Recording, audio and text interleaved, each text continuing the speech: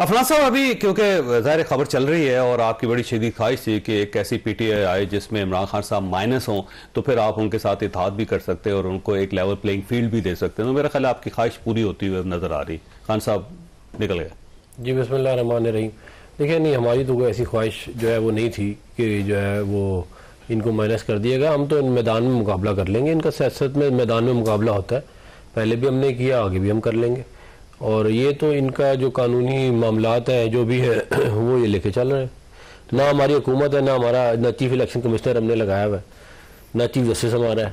तो फिर हमारे तो आप चाहते हैं कि इमरान खान साहब को रहना चाहिए चेयरमैन? मैं ये नहीं चाहता। मैं चाहता हूँ कि जो कानूनी मामलात हैं उनको भुगताया जाए जैसे हमने भुगताया। वैसे आपका ख्याल है इमरान खान साहब हकीकतन माइनस हो जाएंगे? क्योंकि जब मियां नवाज शरीफ साहब को माइनस किया गया तो जेल के अंदर बैठ के भी वो पार्टी चला रहे थे, तो अब फेस किसी और का हो सकता है लेकिन फैसला तो फिर इमरान खान का होगा। देखिए, इस पर बहुत ज़्यादा डिपेंडेंट है जो सेकंड ईयर होती है लीडरशिप उसके ऊपर अपना, क्योंकि ज़ाहिर फर्स्ट ईयर जो है वो ज़ाहिर वो तो जो है इतनी इफेक्टिव नहीं होगी। ज़ाहिर जेल में बैठ के आपकी इफेक्टिवनेस कम हो जाती है।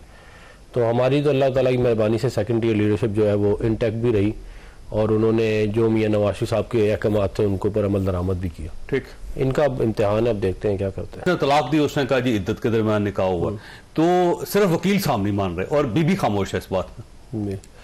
देखिए, अब ज़ाहिर ये जो है ये तो सब्जेक्टिव मैटर है और इसके अंदर जो गवाह हैं वही कह रहे हैं आप लोगों ने पैदा किया सारा मैटर। नहीं, हमारा तो शिकायत ना ओन चौधरी का हमारे से ताल्लुक है, ना जो है वो मानिका साहब का हमारे से ताल्लुक है, ना जो है वो जो इन्होंने निकाह पढ़ाया था उनसे हमारा तो कोई ताल्लुक है। तो फिर हमारा से कोई ताल्लुक नहीं है। वो तो जो भी अब है मामला, अब ज़ाहिर बेनिफिशियरी तो आप हैं वैसे।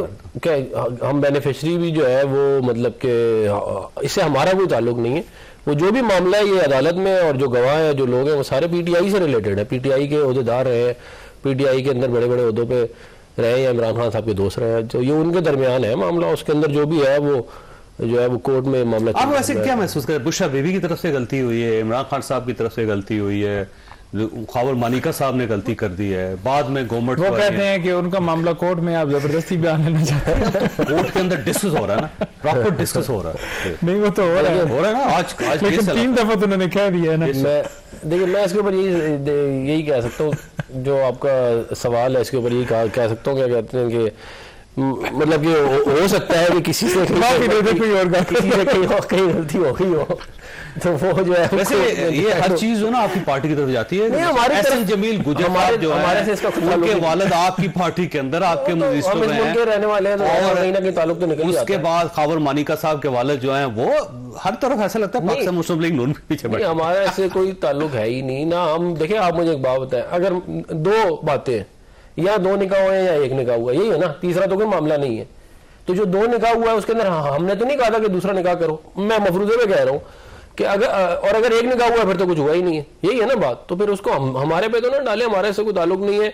मैं ये समझता हूँ कि जो भी केस है, देखें बात ये है कि हम पे तो बड़े बुरे बुरे केस हमने भुगताए हैं, आपको मैं सही बता रहा हूँ, लेकिन इस नोयत का केस नहीं बना कोई। वो आपके उसके ऊपर होता है कॉन्शियस पे, आप कॉन्शियस पे नहीं, आप कंडक्ट पे, या आपने कोई गलती की है या आपने कोई किया है तो वो फिर चीज बाहर निकल के आ जाती है। वैसे ये जो इद्दत के अंदर निकाह है ना, सबसे पहले जो खबर निकली थी ना वो नईमुल हक साहब से निकली थी। और नईमुल हक साहब ने मुफ्ती सईद साहब का एक रिकॉर्डिंग कर ली थी, आपको याद होगा कि मुफ्ती साहब बैठे हुए थे और कैमरा लगा के और साथ ऑडियो लगा के उन्होंने रिकॉर्डिंग कर ली। वो रिकॉर्डिंग लीक हो गई और ये 2018-2019 में हुई थी, ये चली थी उस वक्त भी बात। और ये इमरान खान साहब की गवर्नमेंट बनने से पहले चल पड़ी थी सारी की सारी। उसमें उन्होंने कहा कि यार इन्होंने ऐसा बड़ा धोखा किया, बड़ी गलती की। तो ये अंदर से निकली थी खबर, ये निकली, बिल्कुल आप सही कह रहे हैं, अंदर से। और ये बड़ा अरसा चलती रही, फिर उसके बाद जा रहा है वो पर मामला जो है वो उस वक्त तो जा रहा है तब्दीली थी तो वो मामला आगे पीछे हो गया। लेकिन जो है वो देखें, अब बात यह है कि ज़ाहिर अगर आप इतने बड़े अहम मुद्दों पर रहे हैं तो फिर इस तरह के मामला जो है वो फिर आपके पीछे आते तो हैं। तो वैसे इसे हासिल क्या करना चाहती है स्टेट या गवर्नमेंट या अदालतें? देखिए, इससे हासिल जो है वो यही होगा, वो जो हमारे 62-63 वाला मामला था हमारे साथ जो हुआ था वही फिर क्या कहते हैं, यानी ये साबित हो जाएगा सादक और अमीन नहीं रहे। वो तो फिर सादक और अमीन तो नहीं है ना। अब ज़ाहिर अगर आपके ऊपर ये आ गया मामला, फिर सदाकत और अमानत तो वो फिर निकल गया मामला उसमें। ये 62-63 बनाया ही इसलिए था, ये अगर चार्टर डेमोक्रेसी के ऊपर हमारे साथ बातचीत कर लेते अच्छे टाइमों में अच्छे टाइम में, तो शायद ये मामला आज इनको भी फेस ना अब करें। देखिए ना सर, 4 केस है ना, साइफर केस है, फिर साइफर नैब का वो केस साइफर है, बिल्कुल मुख्तलिफ फिर है। तोशा खाने का केस है, फिर इद्दत में निकाह। आप ऐसे महसूस होता है कि गवर्नमेंट जो है ना वो कोई गुंजाइश छोड़नी नहीं चाह रही खान साहब के लिए। देखिए अब साइफर वाला मामला तो बहुत मुख्तलिफ है। साइफर वाला मामला ये है कि आपने एक स्टेट डॉक्यूमेंट निकाला, आपने वो लहराया और आपने कहा कि जी मैं जो हूँ वो ये बात जो है ये हो गया है। अब ये ऑफिशियल सीक्रेट एक्ट के तहत आप नहीं कर सकते। ऑफिशियल सीक्रेट इवन बहुत सारे देखिए ना, हर तरफ से सजा ही सजा है खान साहब के लिए, और अब वो तस्लीम कर चुके हैं कि इन इलेक्शनों में लेकिन मुझे वो जेल से बाहर नजर नहीं आ रहे अपने। मेरी गुजारिश है, सुने मुझे आप ये बताएं कि ये स्ट्रेटेजी कहीं बनी होगी ना कि ये पेपर लगाएंगे, ये करेंगे, ये जिसने किसी ने या तो मशवरा दिया था या इन्होंने खुद सोचा था, उनका कसूर है, एक बात। दूसरी बात ये है कि एक मामला हो तो चलो बंदा कहता है कि चलो कोई बात नहीं, एक के बाद दूसरा, दूसरे के बाद तीसरा, तीसरे के बाद चौथा आ रहा है, तो वो ज़ाहिर है फिर अब जो भी मामला है उसको वो तो करना पड़ेगा। अच्छा, फिर सीक्रेट वो साइफर रूल जो कि उसके ऊपर रूल्स बने हुए हैं कि इसके ऊपर हमारा ये मुकदमा बनता है, वो भी सीक्रेट रखे हुए हैं। तो इस तरह से ट्रायल कभी जिंदगी में आपने देखे हैं कि हुए हैं कि 10 बाई 12 के कमरे में जहां पर वकला को जज ना हो, देखे हैं जी हमने, ये सामने बैठे हुए हैं। अटक में हुआ था, उसमें किसका हुआ था? अटक मियां नवाज शरीफ का, मियां शहबाज शरीफ का सीक्रेट ट्रायल हुआ था। आपको याद नहीं है? सर कमाल करते हैं यहाँ पर, वो उनका हाईजैकिंग का केस बन गया उनके हाईजैकिंग का ऊपर। केस और यहाँ पर क्या है जी कि वो दफे 144 के ऊपर खिलाफवर्जी के सर मैं वही कह रहा हूँ ना, दफा 144 की खिलाफवर्जी के ऊपर मुकदमा जो दर्ज हैं, वो नया वाला case prime minister election case हो गया, इलेक्शन जहाज अगवा कर लिया। देखें तो ये भी तो प्राइम मिनिस्टर थे ना। इनको जिस तरह से इस केस को चलाया जा रहा है बंद कमरे के अंदर सजा देने के लिए, एक दूसरा प्राइम मिनिस्टर जिसको फांसी लगा दिया गया कि इसने बंदा कत्ल किया, वो प्राइम मिनिस्टर थे भाई।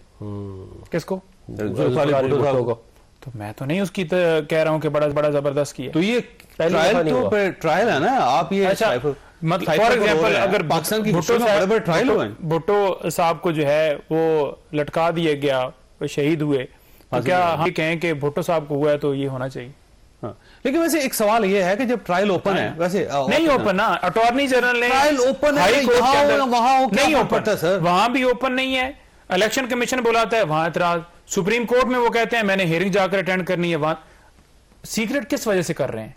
क्यों ये कह रहे हैं कि अब ओपन हो गया? अब जज साहब ने कह दिया है कि ये ओपन है, सर ओपन नहीं है और मीडिया जाएगा इसमें। मैं सर मैं ये कहता हूं कि जुडिशियल कम्प्लेक्स के अंदर खान साहब खुद पेश होते रहे। खान साहब जुडिशियल कम्प्लेक्स में होगा तो ओपन होगा, वैसे नहीं ओपन होगा। नहीं, जुडिशियल कम्प्लेक्स के अंदर हो, साफियों की, वकला की, हर शख्स की इजाजत हो, वो आए यहाँ पर इंटरव्यूज दें, जब पेशी के ऊपर पेश होते हैं, जैसे दूसरे लोग जो कोर्ट्स के अंदर पेश होते हैं, दुनिया उन्हें देखे। यहाँ ये चाहते हैं कि उनकी तस्वीर ना आए, उनकी वीडियो ना आए, उनका बयान ना आए, उनका पैगाम ना आए। 6 महीने पहले तक जब जुडिशियल कॉम्प्लेक्स में बुलवाया जाता था, आप ये कहते थे कि उनकी जान को खतरा है, यहाँ पे नहीं आना चाहिए उनको। अब रियासत कह रही है, अब सीक्रेट एजेंसीज कह रही है कि उनकी जान को खतरा है, आप कहते नहीं जान को खतरे में डाल दें आप।